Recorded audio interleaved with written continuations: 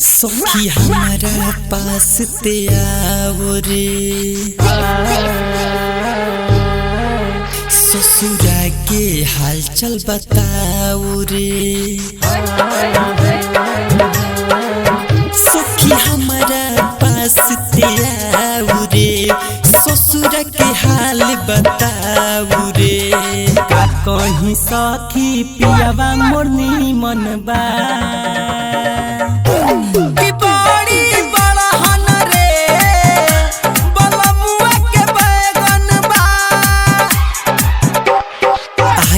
बताऊ कि मोटाही ओकर कोई सुनबा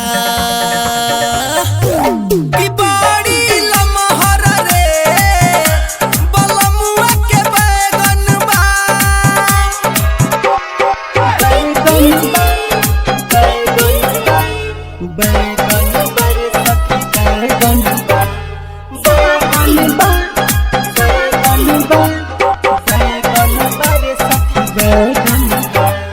हमसे बताऊ सब बात तोरे कैसे मनवे सुहागरा तोरे। हमसे बताऊ सब बात तोरे कैसे मनवे सुहागरा तोरे। करेला खेला कूद कूद के लेला धनबा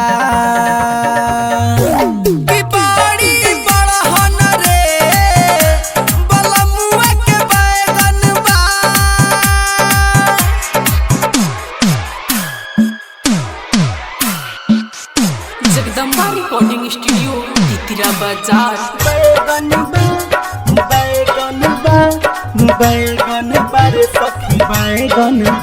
भातार के बताई का खेला रे, दिन बार में वो कोई बार लेला रे। भातार के बताई का खेला रे, दिन बार में वो कोई बार लेला रे। सुते न देलाई हे रे गजनबा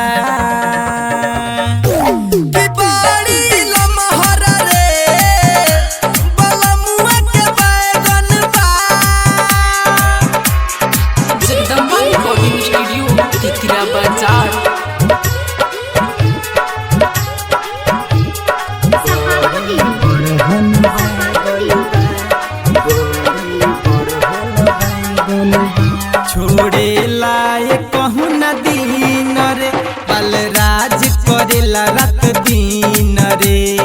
हो छोड़े लाए कहूँ न दिन रे, बलराज करेला रात दिन रे। पढ़ल न लिखल अमित मोर चंचन बा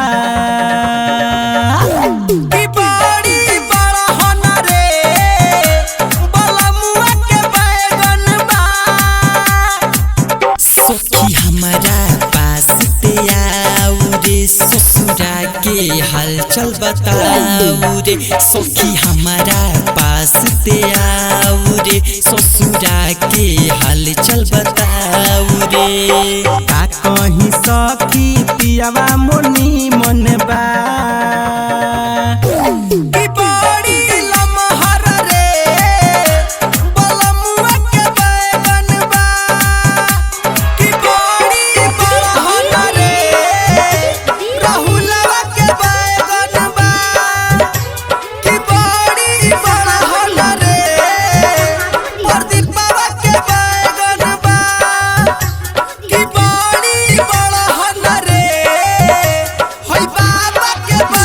रिकॉर्डिंग स्टूडियो तितरा बाजार।